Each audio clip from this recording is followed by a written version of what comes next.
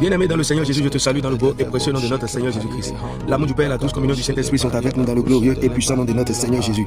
Une fois encore ce matin, bienvenue à notre émission, ma déclaration matinale. Alléluia.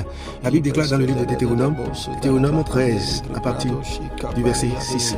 Deutéronome 13, le verset 6 dit: si ton frère, fils de ta mère, ou ton fils ou ta fille, ou la femme qui repose sur ton sein, ou ton ami que tu aimes comme toi-même t'incite secrètement en disant: allons et servons d'autres dieux, des dieux que ni toi ni tes pères n'avez connus, donc les dieux des peuples qui vous entourent, près de toi ou loin de toi, d'une extrémité de la terre à l'autre, tu n'y consentiras pas.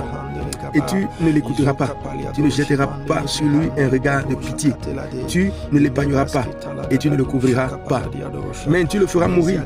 Ta main s'élèvera la première sur lui pour le mettre à mort, et la main de tout le peuple ensuite. Bien-aimé dans le Seigneur, vous voyez clairement là que Dieu sévit son adoration. Quand il dit Dieu sévit son adoration, c'est-à-dire dit Dieu a de l'importance pour son adoration. Le peuple d'Israël, Dieu leur répétait après leur sortie de l'Égypte à chaque fois l'importance de leur adoration.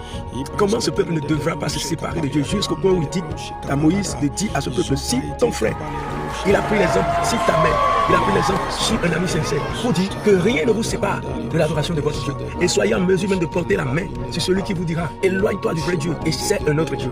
Oui. Parce qu'au temps de la loi, quand quelqu'un désobéit, c'était la mort qui frappait. Mais aujourd'hui, oui, nous sommes dans la grâce. Tu ne frapperas pas. Tu ne frapperas personne de la mort. Non. Tu ne frapperas personne physiquement, non. Mais bien aimé, tu dois tailler d'importance à ton adoration. Tu peux être capable de te séparer des gens qui veulent te détourner du vrai Dieu.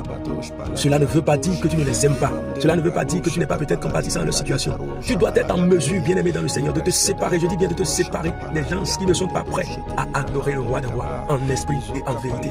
Ceux qui t'incitent à te détourner du Seigneur, tu dois être, oui, en mesure de te séparer complètement d'eux. Et toi, chercher profondément Dieu, adorer en esprit et en vérité Dieu, parce que c'est ce qu'il veut. Oui, c'est ce qu'il veut, c'est ce que Jésus veut. C'est ce que Jésus veut pour toi. C'est pourquoi cette voix s'élève vers toi ce matin et dit: à cause de ton adoration, sépare-toi de toute personne qui te refroidit.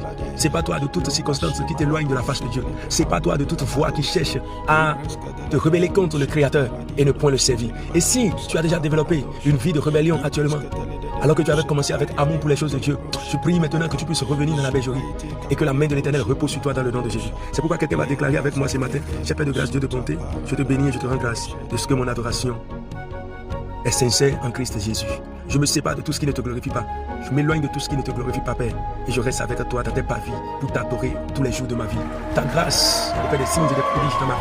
Ma vie est bénie à l'aller, bénie au retour, au nom puissant de Jésus. Shalom bien-aimé, le Seigneur te garde. Amen.